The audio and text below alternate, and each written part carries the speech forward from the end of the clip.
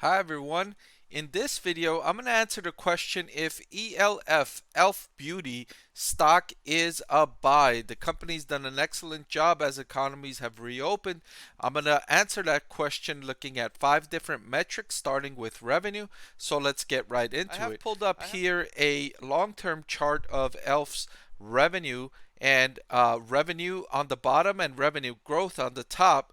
You could see here that revenue growth was decelerating considerably through 2019, and it went from about, let's say, 25% revenue growth down to negative revenue growth, and then it started to accelerate again in 2020, 2021, and it experienced just a massive boom of recently.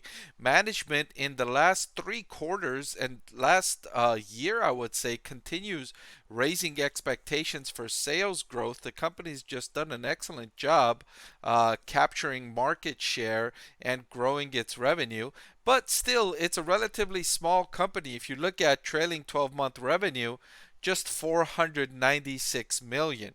So it's got room to continue taking market share if it continues on this path. However, I don't suspect that it can continue growing revenue at these elevated rates, 49.35% in its most recent quarter.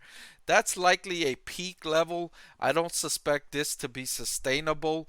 A revenue growth rate over its longer term average, I would say 15 to 20% would be more realistic to look at for this company.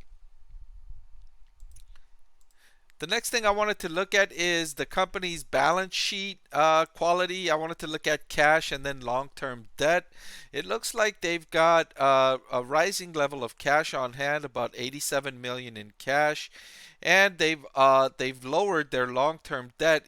They used to have over 150 million of long-term debt. That's now down to 96.87 million in long-term debt. So I like the financial management here. As revenue has grown, they've used those proceeds to kind of pay down some of their debt from the earlier growth stages. The next metric I wanted to look at is profitability. I wanted to look at the operating profit margin over the trailing 12 months.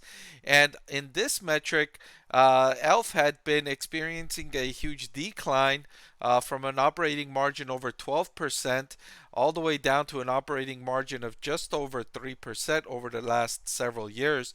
So if we look back at the revenue growth, that had coincided with declines in operating margin. So it looked like the company was sacrificing profit margins for the sake of revenue growth, right? And you can do that as a company. You can say, you know what? Let's sacrifice our profit margins to capture growth. You can do that by increasing advertising, decreasing prices, increasing promotions, hiring salespeople. Various ways you can sacrifice your profit margin to capitalize on growth, and that looks like what e.l.f. had been doing. And then as economies have reopened and the sales growth has really accelerated, it's helped bring back its operating margin back to its peak, higher than its previous peak level at over 12.54% over the trailing 12 months.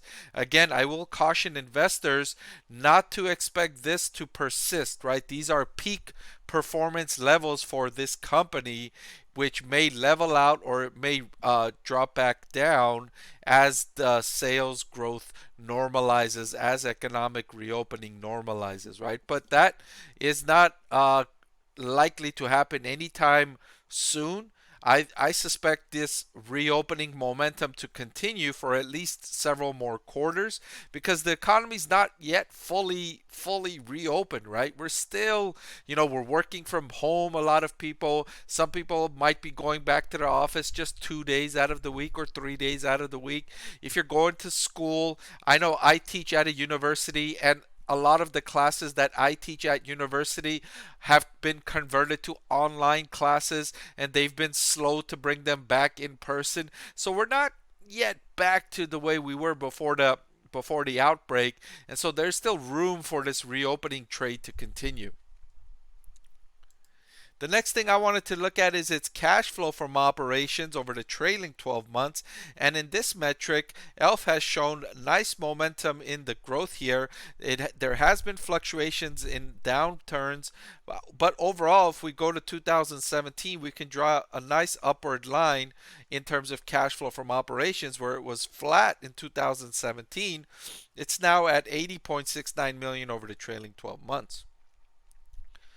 So far, several of the company's metrics look impressive. The growth, the margin expansion, the cash flow expansion, the balance sheet, it all points to nice acceleration, nice growth, nice performance. So now I want to look at valuation to see if that's already priced into the stock, right? You might go to a dealership and see a really beautiful car that's got all the bells and whistles, leather, navigation system, wheels, everything, but then you look at the price and you're like, oh, okay, it's a really nice car, but it's overpriced. I don't want to pay that much. That's what I want to see with the valuation here. It's a really excellent company, but I want to look at the price so that I know what I'm paying for it. Am I overpaying for that performance? And looking at e.l.f.'s price to earnings ratio, forward price to earnings ratio, look at how the stock has run up in valuation. It was trading at a forward PE close to 12 around the middle of 2022, and now it's nearly 4 to 5x that valuation, all the way up to 51.97. This stock is more expensive than it's ever been, according to this metric going back several years, right, for this company. So yes, the company's performing excellently, but in my opinion, that's more than priced into the stock already. Investors are going to have to pay a premium, super premium valuation for what is essentially a makeup company. You're paying a forward price to earnings ratio of 52. In my opinion, that's too expensive. That's too high a premium to pay for this stock at its peak level, right? It's not going to sustain this performance for the long term, but you're going to pay this premium valuation for it as if it's going to continue performing this excellently for the next 5, 10, 15 years. So to answer the question, is e.l.f. Beauty stock a buy right now? I'm going to say no, it's not a buy right now. The company's doing an excellent job. Performance, execution, all of that, excellent.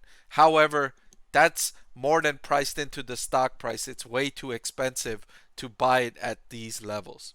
All right, so that's all I've got for this video. I truly appreciate your viewership. I really hope you'll come back and see me again next time for another video. I'll see you then. I want to thank the Motley Fool for sponsoring this video. Visit fool.com/Parkev for the 10 best stocks to buy now.